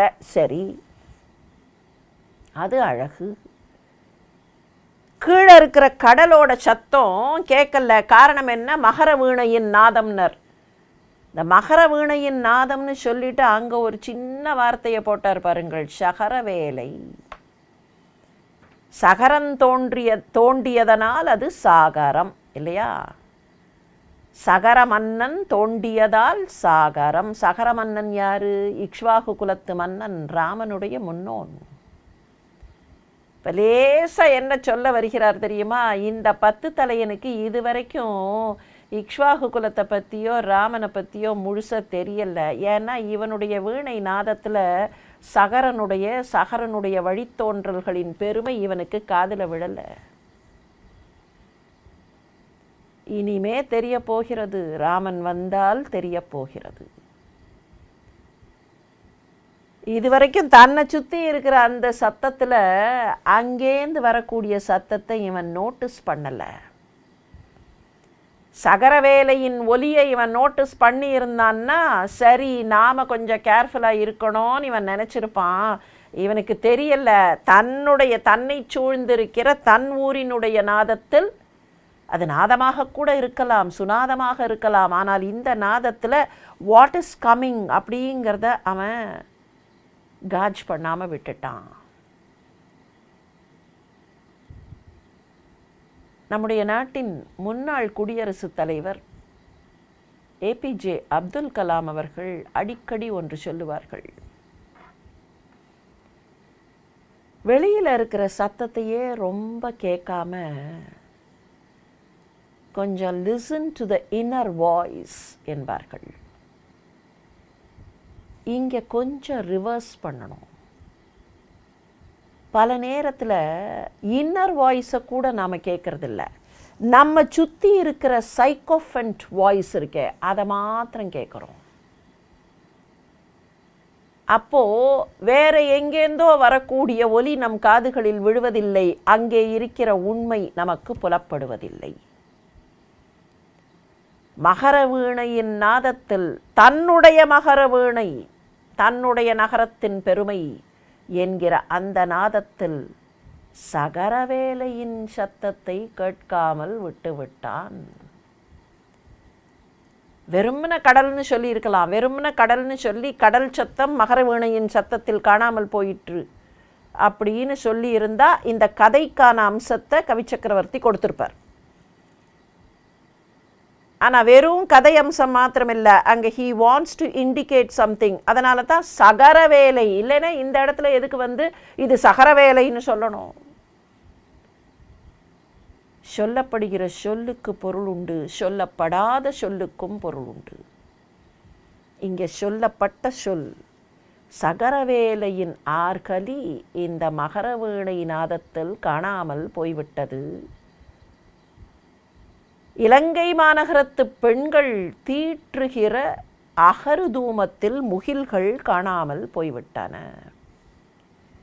பளிக்கு மாளிகை தலம்தொறும் இடம்தொறும் பசும் தேன் துளிக்கும் கற்பகத்தண் நரும் சோலைகள் தோறும் அளிக்கும் தேரல் உண்டு ஆடுனர் பாடுனர் ஆகி கழிக்கின்றார் அலால் கவல்கின்றார் ஒருவரை காணேன்.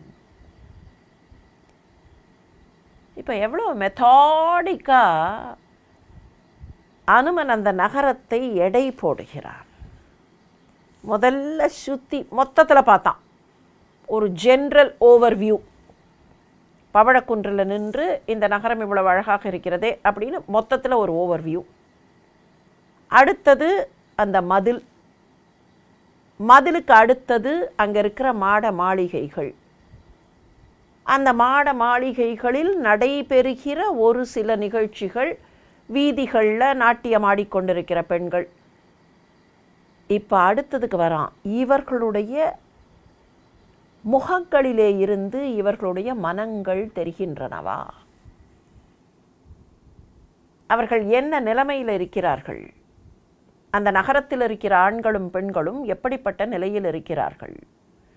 பளிக்கு மாளிகை தலம்தோறும், பளிங்கினால் செய்யப்பட்ட மாளிகை தலங்களிலெல்லாம், பார்க்கிற இடங்களிலேயெல்லாம் பசும் தேன் துளிக்கும் கற்பக தண் நரும் சோலைகள் தோறும்.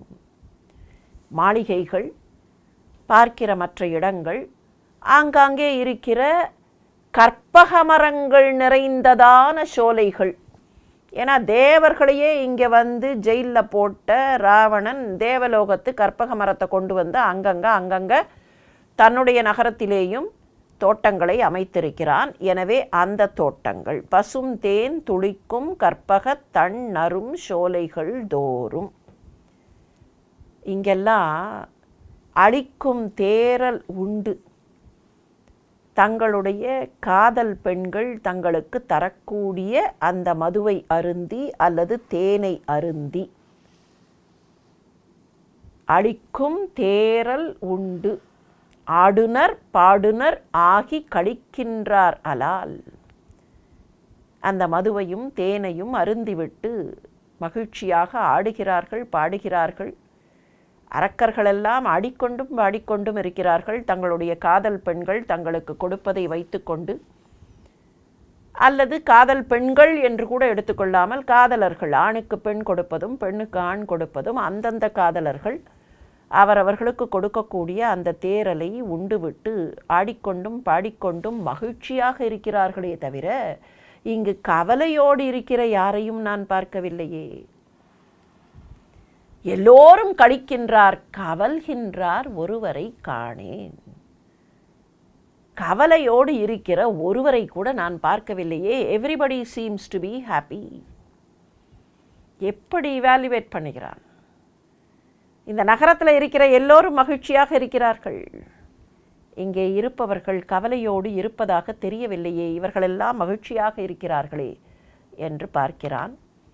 தேரல் மாந்தினர், தேனிசை மாந்தினர், செவ்வாய் ஊரல் மாந்தினர், இன உரை மாந்தினர் அல்லது இன் உரை மாந்தினர், ஊடல் கூறல் மாந்தினர், அனையவர் தொழுது அவர் கோபத்து ஆறல் மாந்தினர், அரக்கியர்க்கு உயிர் அன்ன அரக்கர். இப்போ அடுத்த லெவலுக்கு வரான். அந்த அரக்கிமார்கள் யாருமே கவலையோடு இல்லை. ஏனென்றால் அந்த அரக்கிகளுக்கு அவரவர்களின் அரக்கர்கள் உயிரை போன்றவர்கள். அரக்கியர்க்கு உயிர் அன்ன அரக்கர். அந்த அரக்கர்கள் எப்படி இருக்கிறார்கள்? தேரல் மாந்தினர், தங்களுடைய உயிரினும் மேலான அந்த காதல் பெண்கள், அந்த அரக்கிகள் கொடுக்கிற தேனை மதுவை அந்த அரக்கர்கள் ஆசையோடு குடித்தார்கள். தேரல் மாந்தினர். தேன் இசை மாந்தினர், அந்த அரக்கி பெண்கள் பாடக்கூடிய நல்ல இனிமையான இசையை அவர்கள் அனுபவித்தார்கள். செவ்வாய் ஊரல் மாந்தினர், தங்களுடைய பெண்கள், தங்களுக்கு உரிமையான அந்த பெண்களின் அதரபானத்தை அவர்கள் பருகினார்கள். செவ்வாய் ஊரல் மாந்தினர். இன் உரை மாந்தினர், அவர்கள் பேசக்கூடிய இன் உரை, இன உரைனா அவர்கள் பேசக்கூடிய அவர்களுக்கான என்ன உரைகளோ அந்த உரைகள், அவரவர்களுக்குன்னு இருக்கக்கூடிய அந்த குடும்பத்தினுடைய அல்லது அவர்கள் காதலினுடைய விஷயங்கள். இன்னுரை அப்படிங்கும்போது இனிமையான உரைகள். அந்த இன்னுரை மாந்தினர். ஊடல் கூறல் மாந்தினர், இதுக்கு நடுவில் அந்த பெண்களுக்கும் ஆண்களுக்கும் அந்தந்த தலைவனுக்கும் தலைவிக்கும் ஊடல் வந்தது. அந்த ஊடலில் அந்த பெண் ஏதோ கோபத்தோடு சொன்னான். ஊடலில் வரக்கூடிய கோபம், அந்த பிணக்கு, அந்த பிணக்கோடு கூடிய வார்த்தைகள், கோபத்தோடு கூடிய வார்த்தைகள், அதையும் அனுபவித்தார்கள். ஊடல் கூறல் மாந்தினர்.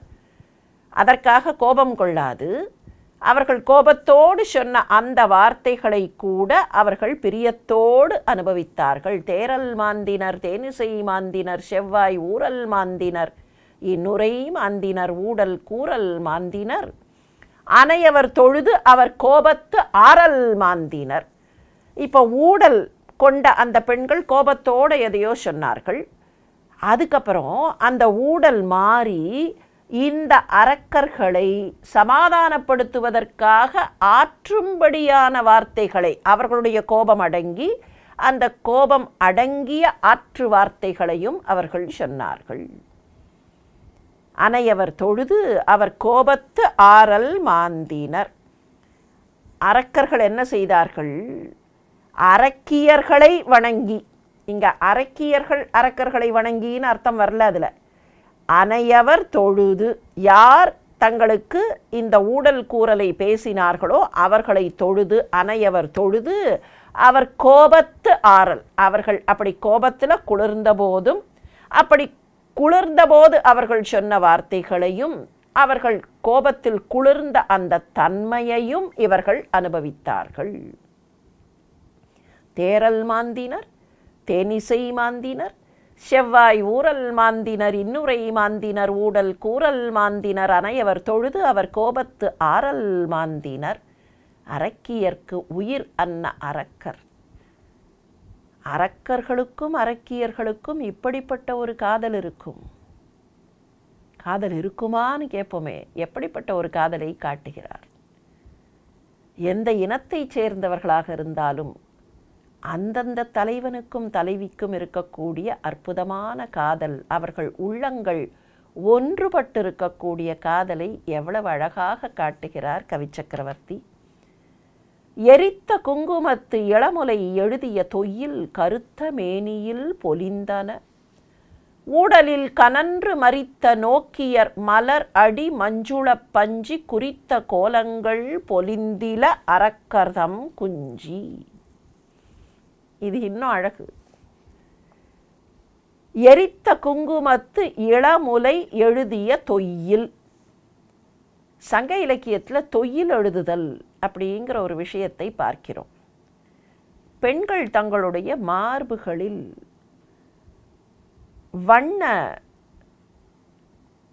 பொடிகளை வைத்து வண்ணக் குழம்பு செய்து அந்த வண்ணக் குழம்பால் வரிக்கோலம் இட்டுக்கொள்வார்கள். அவர்கள் மார்புகளிலேயும் அவர்களுடைய தோள்களிலேயும் மேல் கரங்களிலேயும், மேல் கரங்கள் தொடங்கி தோள்கள் மார்புகளில் எழுதப்படக்கூடிய ஒரு அழகான கோலம். அது விதவிதமான டிசைன். கோலம்னு சொன்னால் விதவிதமான டிசைன் இருக்கும். அந்த டிசைன், அந்த வரிக்கோலம், அதுக்குத்தான் தொய்யில் தீட்டுதல்னு பேர். தொய்யில் எழுதுதல். அந்த தொய்யல் எழுதுதல்னு சொல்லுவார்கள்.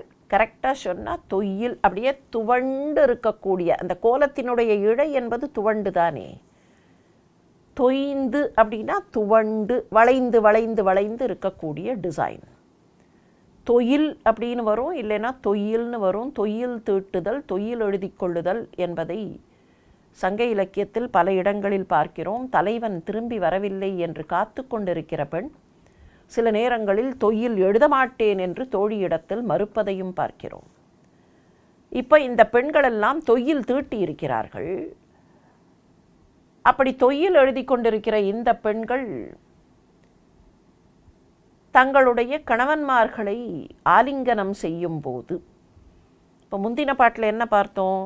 அவர்கள் கொடுத்த தேனை அருந்தினார்கள், அவர்கள் பேசிய வார்த்தைகளை கேட்டார்கள், அவர்கள் பாடிய கீதங்களை கேட்டார்கள். இப்படியே அவர்களுக்குள் அன்போடு இருக்கும்போது ஊடல் வந்தது. அந்த ஊடலில் அந்த பெண்கள் பிணக்குற்று பேசியதையும் கேட்டுக்கொண்டு அதன் பின்னர் அந்த ஊடலை தணிப்பதற்காக அந்த ஆண்கள் அந்த பெண்களை தொழுதார்கள். தொழுது அவர்களுடைய கோபத்தை ஆற்றினார்கள்.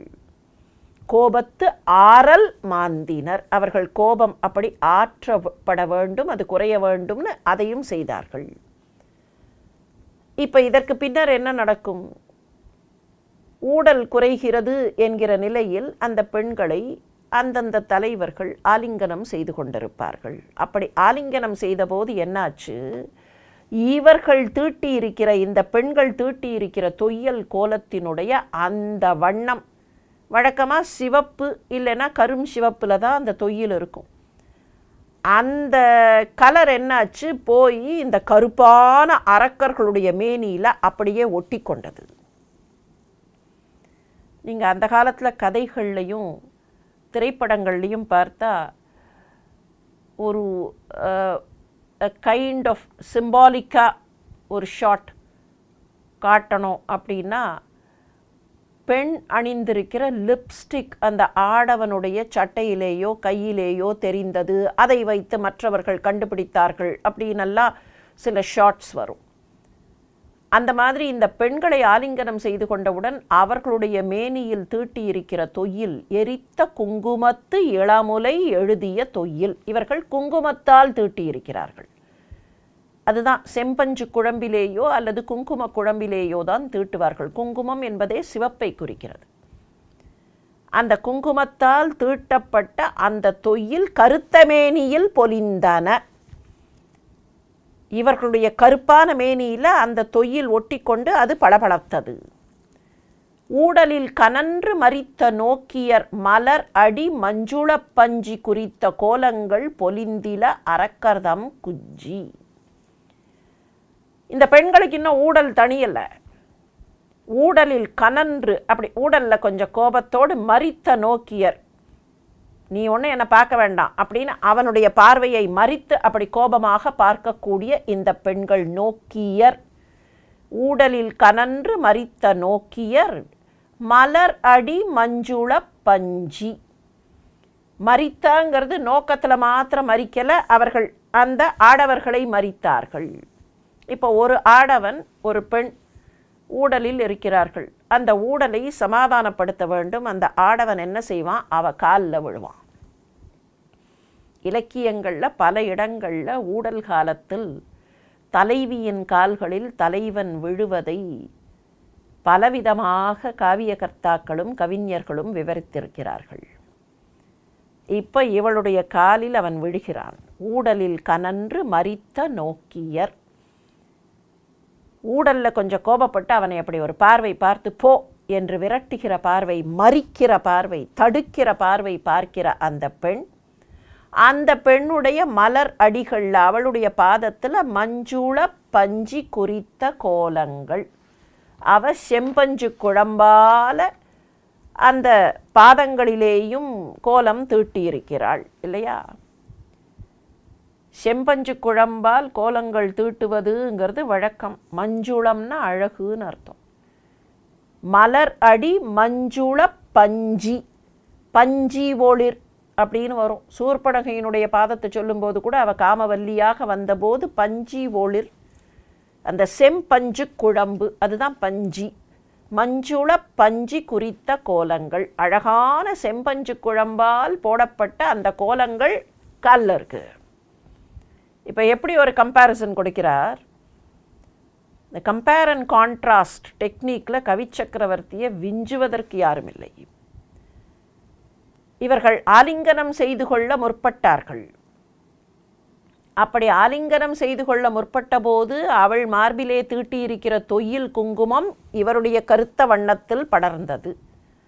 ஆனால் அந்த பெண் அப்படி தள்ளிட்டு, நீ ஒன்று என் ஆலிங்கனம் செய்து கொள்ள வேண்டாம்னு ஊடல்ல, அவன் அப்படி தள்ளிட்டு தன்னுடைய பார்வையினாலும் அவனை ஒரு வெட்டு வெட்டி விட்டு நகர்கிறாள். ரொம்ப நகரலை, கொஞ்சம் நகர்கிறாள். அப்படி நகரும்போது அவன் காலில் விழறான். காலில் விழுந்த உடனே இப்போ இவ காலில் இருக்கிற செம்பஞ்சு குழம்பு காலால் உதைக்கிறா, லேசாக உதைக்கிறா. அதுதான் மரித்த. நோக்கால மாத்திரமல்ல, தன்னுடைய செய்கையாலும் மரித்த. ஊடலில் கனன்று மரித்த நோக்கியர். நோக்கம் மாத்திரம் மறிக்கலை, அந்த நோக்கியர், நோக்கத்தை கொண்ட அந்த பெண்கள். அப்படிப்பட்ட கண் நோக்கத்தை கொண்ட அந்த பெண்கள் அப்படி காலால் உதைத்த போது, அப்போ காலில் இருக்கிற செம்பஞ்சு குழம்பு அந்த தலையில் பட்டிருக்கணும் இல்லையா? தலையில் பட்டால் அங்கேயும் அது சிவப்பாக தெரிஞ்சிருக்கணுமே, என்ன தெரியலையாம். அரக்கர்தம் குஞ்சி அவர்களுடைய அந்த கேசத்தில் அது தெரியவில்லை. பஞ்சி குறித்த கோலங்கள் பொலிந்தில அரக்கர்தம் குஞ்சி. அரக்கர்களுடைய அந்த கேசத்தில் இந்த சிவப்பு தெரியல. இந்த சிவப்பு மேலே இருக்கிற சிவப்பு தெரிஞ்சுது, கீழே இருக்கிற சிவப்பு தெரியல. ஏன்னா அரக்கர்களுடைய அந்த கேசம் செம்பட்டை, அந்த செம்பட்டையில் இந்த சிவப்பு கலந்தா தனியாக தெரியல. எவ்வளவு கம்பேரிசன்! ஊடலில் கனன்று மரித்த நோக்கியர் மலரடி மஞ்சுள பஞ்சி குறித்த கோலங்கள் பொலிந்தில அரக்கர்தம் குஞ்சி. ஆனால் எரித்த குங்குமத்து இளமுலை எழுதிய தொய்யில் கருத்த மேனியில் பொலிந்தன. ஊடல் காலத்தில் பெண்கள் காலில் ஆண்கள் விழுவதும், அப்படி விழுந்த ஆண்களை அந்த பெண் உதைப்பதும் சர்வசாதாரணமாக பேசப்பட்டிருக்கிறது.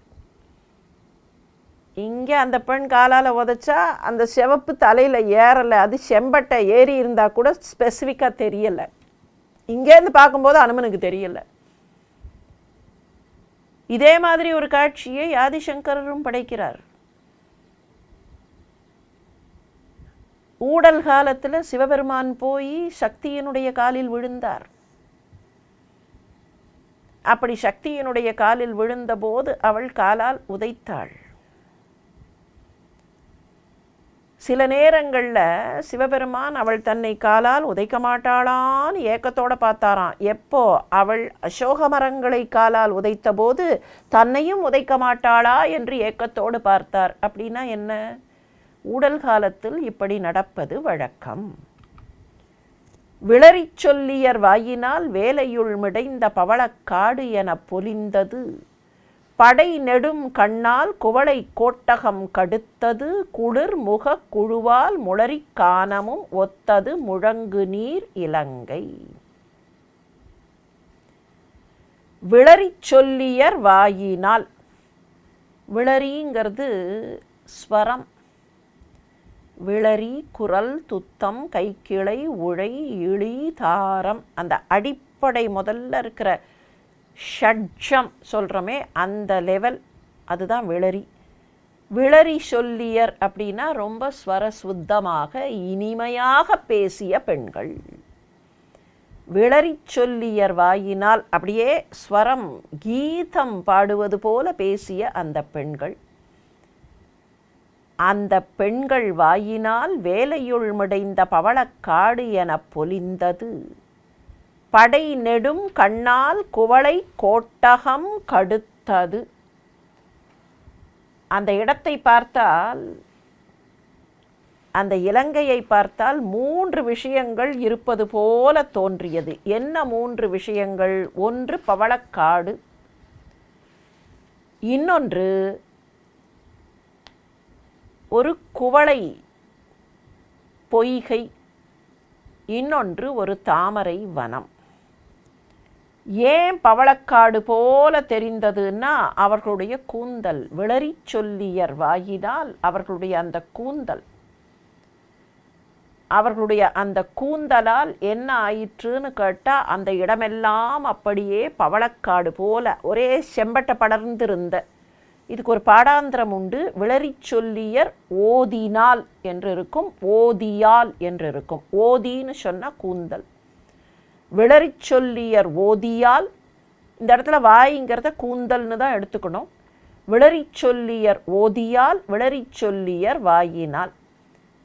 அவர்களுடைய அந்த கூந்தல், இப்போ நிறைய அரக்கி பெண்கள் அந்த கூந்தல்னால என்னாச்சு, சிவப்பாக இருக்கிற அந்த கூந்தலை பார்த்த உடனே அப்படியே கடலுக்கு நடுவில் இத்தனை அரக்கிகள் இங்கே இந்த தீவில் இருக்கும்போது அதை பார்த்தா ஏதோ அப்படியே பவளக்காடு, பவழக்குன்றிலேருந்து பார்க்குறான் அனுமன். பக்கத்தில் போய் பார்க்கல, ஃப்ரம் அ லாங் டிஸ்டன்ஸ் அவன் பார்க்கும்போது அங்கே நிறைய அரக்க பெண்கள் அவர்களுடைய அந்த செம்பட்டை தலையெல்லாம் சேர்ந்து மொத்தமாக பார்க்கும்போது ஒரு பவளக்காடே அங்கே உக்காந்துருக்கா. வேலையுள் மிடைந்த பவளக்காடு. இந்த கடலுக்கு நடுவில் சுற்றியும் கடல், கடலில் தானே பவழம் கிடைக்கும். அப்போ சுற்றி இருக்கிற அந்த கடலுக்கு நடுவில் ஒரு பவளக்காடு, காரல் ரீஃப் அங்கே இருக்குது. எவ்வளோ அழகு பாருங்கள். காரல் ரீஃப் அப்படின்னு சொல்கிறோமா இல்லையா, அந்த பவழக்குன்று அப்படியே இருக்கும்னா, இங்கே ஏற்கனவே ஒரு பவழக்குன்றில் நின்று அங்கே இருக்கிற பவளக்காட்டை பார்க்கிறான். வேலையுள் மிடைந்த பவளக்காடு என பொலிந்தது. படை நெடும் கண்ணால் குவளை கோட்டகம் கடுத்தது. கோட்டகம்னு சொன்னால் பொய்கைன்னு அர்த்தம். அந்த பெண்களுடைய அந்த கண்கள், கருப்பாக இருக்கிற கண்கள், அந்த கரும் கண்கள், படை நெடும் ஏதோ வேலை வச்ச மாதிரி இருக்கிற அழகான அந்த கருப்பான கண்கள். அந்த கண்களை பார்க்கும்போது ஒரு பொய்கை இருக்குது. அந்த பொய்கையில் அங்கங்கே குவளை மலர்கள். அந்த குவளை மலர்களால் பொய்கை இருக்கிறதோ என்கிற ஒரு எண்ணத்தை அது ஏற்படுத்துகிறது. குளிர் முக குழுவால் முளரி காணம். அந்த பெண்களுடைய முகங்களெல்லாம் குளிர்ந்து மகிழ்ச்சியாக இருக்கின்றன. அவை மகிழ்ச்சியாக இருப்பதனால் முளரி காணம். முளரிங்கிறதுக்கு சாதாரணமாக செந்தாமரைன்னு சொல்லுவார்கள்.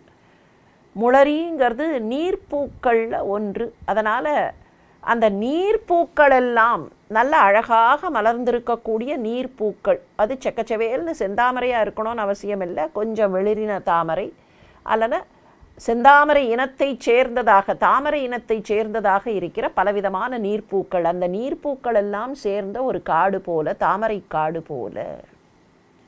அந்த இலங்கையை எட்டத்திலிருந்து பார்க்கும்போது அரக்கி பெண்கள் அவர்களுடைய மகிழ்ச்சி, இதன் காரணமாக அவர்களுடைய செம்பட்டை கூந்தல் ஒரு பவழக்காட்டையும், அவர்களுடைய குளிர்ச்சியான கண்கள் குவளையினால் பொய்கையையும், அவர்களுடைய முகங்கள் குளிர்ந்திருப்பதனால் தாமரை வனத்தையும் ஒத்திருப்பதாக அனுமனுக்கு தோன்றுகிறது. இவையெல்லாம் சேர்ந்து இந்த நகரம் இவ்வளவு மகிழ்ச்சியாக இருக்கிறது. மொத்தத்தில் என்ன பார்க்கிறான்னா, அந்த நகரம் மகிழ்ச்சியாக இருக்கிறது. அங்கே இருக்கிற அரக்கர் அரக்கியர் மகிழ்ச்சியாக இருக்கிறார்கள். அந்த பெண்கள் எல்லாம் மகிழ்ச்சியாக இருக்கிறார்கள். அவர்களுடைய உயிருக்கு நிகராக இருக்கிற அவர்களுடைய தலைவர்கள் மகிழ்ச்சியாக இருக்கிறார்கள். 14 லோகத்தையும் சேர்ந்த பெண்களும் கூட அங்கே ஆட்டம் பாட்டம் என்று மகிழ்ச்சியாக இருக்கிறார்கள். எழுந்தனர் திரிந்து வைகும் இடத்ததாய் இன்று காரும் கிழிந்திலது அண்டம் என்னும் இதனையே கிளப்பது அல்லால் அழிந்து நின்று ஆவது என்னே அலர் உளோன் ஆதியாக ஒழிந்த வேறு உயிர்கள் எல்லாம் அரக்கருக்கு உரையும் போதா. பலவிதமாக எண்ணி பார்க்கிறான். பிரம்மதேவன் முதலாக இந்த உலகங்களிலே இருக்கிற உயிர்கள் எல்லாத்தையும் சேர்த்து கணக்கிட்டால் கூட இந்த இலங்கையில் இருக்கிற அரக்கர் கூட்டத்திற்கு எண்ணிக்கையில் ஒப்பாக ஆகாது. அலர் உளோன் ஆதியாக, அலர்னா பூவில் இருக்கக்கூடிய பிரம்மதேவன் ஆதியாக ஒழிந்த வேறு உயிர்கள் எல்லாம் அரக்கருக்கு உரையும் போதா. உரை அப்படின்னு சொல்லும்போது ஒன்று உரை, ஒரு சின்ன உரை, ஒரு சின்ன குறிப்பு அப்படிங்கிற அர்த்தம் வரும். சாதாரணமாக பேச்சு வழக்கில் ஒன்று சொல்லுவார்கள், ஏதாவது ஒன்று ரொம்ப பெருசு அதுக்கு பக்கத்தில் ரொம்ப சின்னது அப்படின்னா உரை போட காணாது அப்படிம்பார்கள். உரைனா ஒரு உரை ஷீட், இன்னொன்று உரைங்கிறது ஒரு சின்ன குறியீடுன்னு அர்த்தம்.